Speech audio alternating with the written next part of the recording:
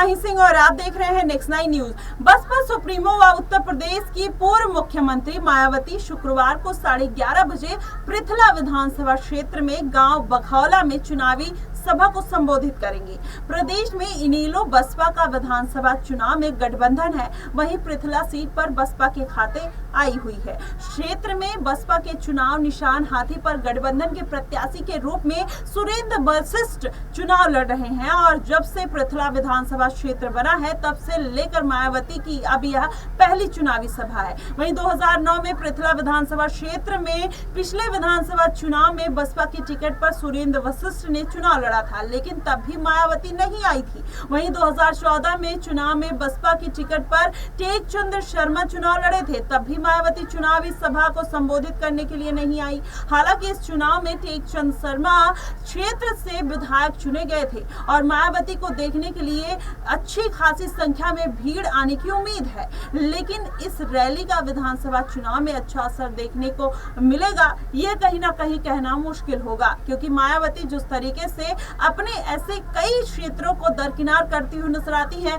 उससे ये कहा जा सकता है कि ये पूरा समीकरण कहीं ना कहीं बदलता हुआ नजर आएगा और इस बार के विधानसभा चुनाव में मायावती अच्छा प्रदर्शन करते हुए नजर आएंगी। इस बात की उम्मीद तो की जा रही है, लेकिन इस बात की शंका भी है कि जिस तरीके से लोकसभा चुनाव में उन्होंने 432 सीटों पर अपने प्रत्याशी उतारे और एक भी सीटों पर जीत नहीं दर्ज कर पाई, कहीं ना कहीं मायावती को यहां से भी बड़ा झटका लग सकता है। लेकिन अभी अगर ये कहना मुश्किल होगा कि आखिरकार मायावती को एक भी सीटें नहीं मिलेंगी, वो चुनाव हार जाएंगी, ये कहीं ना कहीं कहना गलत होगा। लेकिन चंद्रशेखर आजाद रामन जिस तरीके से अपना दमखम दिखाते हुए नजर आ रहे हैं, माना ये जा रहा है कि मायावती की जो नैया है वो कहीं ना कहीं बीच मझधार में फंसी हुई है, चाहे चंद्रशेखर आजाद की वजह से कह लीजिए या अखिलेश यादव की वजह से। अगर छोटे छोटे दलों को मायावती साध कर चलती है तो कहीं ना कहीं उनको फायदा होने की उम्मीद है। लेकिन हरियाणा में 1998 के बाद मायावती ने जिस तरीके से गठबंधन किया, ऐसे में माना यह जा रहा है कि इस बार अगर ये सीटों पर समीकरण नहीं बना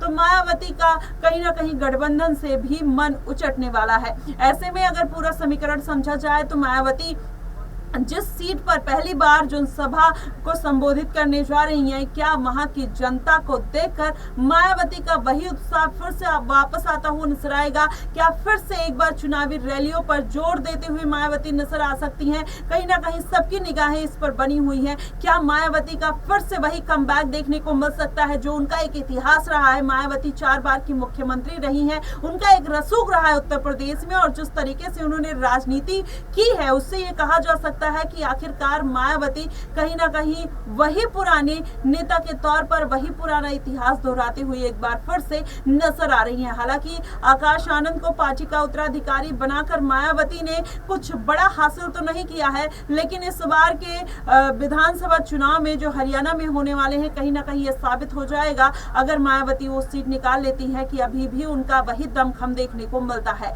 और मायावती जिस तरीके से चुनावी रैली और ट्वीट के माध्यम से अपनी बातें रखते हुए नजर आती हैं, कहीं ना कहीं वो 2014 के बाद कम देखने को मिली थी, लेकिन एक बार फिर से मायावती का एक्टिवनेस देखना और उसके बाद एक छोटे छोटे मुद्दे को लेकर अपनी बात रखना कहीं ना कहीं इस बात की तरफ इशारा करते हैं कि मायावती को भी अब अपने पार्टी की चिंता सताने लगी है कि अब उनकी पार्टी कहीं ना कहीं गर्त में जाते हुए नजर आ रही है, इसलिए वो उनका एक्टिव मोड अब ऑन हो गया है। क्या इसके लिए अब अखिलेश यादव को बड़ा झटका लगता हुआ नजर आएगा या चंद्रशेखर आजाद रामन को? ये देखना कहीं ना कहीं बेहद दिलचस्प होगा। फिलहाल इन सब मुद्दों को लेकर आपका क्या कुछ कहना है, आप हमें कमेंट बॉक्स में जरूर बताइएगा। फिलहाल के लिए बस इतना ही। देश और दुनिया की तमाम खबरों के लिए हमारे साथ बने रहिएगा नेक्स्ट 9 न्यूज पर।